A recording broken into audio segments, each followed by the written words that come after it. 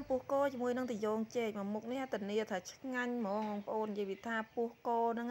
អាហ៊ុនវាមានខ្លាញ់ហ្នឹងឡើងខ្ទិះហ្មងហើយចំពោះពុះគោហ្នឹងយើងរើសតែអាណាដែលយើងចូលចិត្តមកបងប្អូនអាណាមិនចូលចិត្តមិនបាច់ដាក់ទេហើយគ្រឿងកាត់ឆ្អាបគេគឺថាខ្ញុំស្ងោរនេះចាំមានគល់លក្រីលក្រូចសើចខ្ទឹមស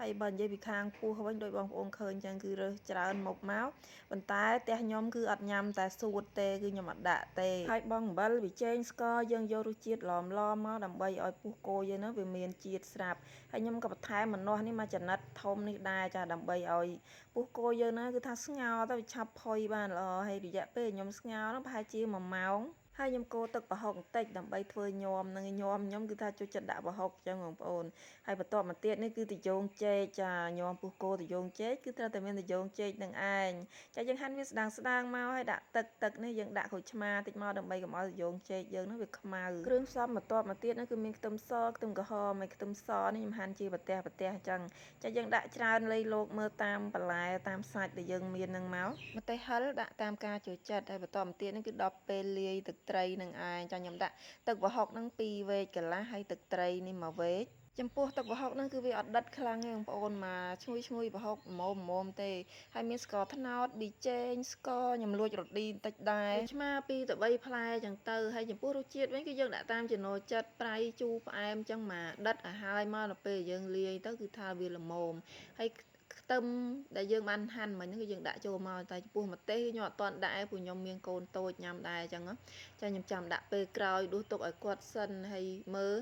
គ្រឿងក្រៅយើងនេះគឺថាស្ងោរ1ម៉ោងហ្នឹងគឺថាផុយល្មមឆ្ងាញ់វាអត់ផុយខ្លាំងហើយក៏អត់ស្វិតដែរចំពោះការហាន់វិញហាន់ខ្លីៗឬក៏ចង្វាមូលតាមចំណូលចិត្តចាតាមទំហំ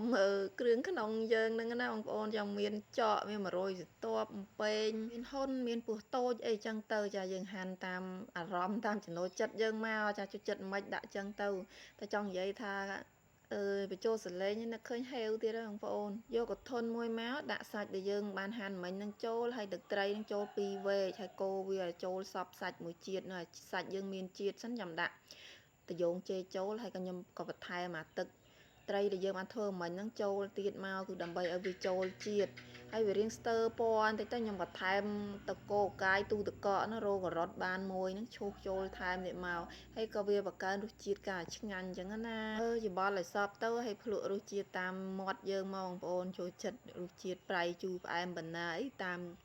ចិត្តយើងអញ្ចឹងទៅណាហើយក៏ចាប់ទុកឲ្យកូនទៅហើយខ្ញុំដាក់ម្ទេសចូលរួចហើយហ្នឹងក៏ដួសដាក់ចានមកគឺថារោយតែសណ្តែកដីទៀតមកគឺជាការស្រេចចាំមានជីមានអីចឹងមកជីអង្កាមជីថ្ពាល់ត្រីជីក្រហមអីហ្នឹងគឺថាដាក់មកញោមមកគឺអាចអត់ជីបានទេវាបង្កើនក្លិនកាន់តែឈ្ងុយនិយាយទៅគឺអត់បានចឹងតែម្ដងហើយឥឡូវនេះដល់ពេលញ៉ាំហើយមាត់ដូចគេរាំអញ្ចឹងចាប់ចំកន្លែងចូលចិត្តចឹងទៀតអើយជាតិហ្មងហ្នឹង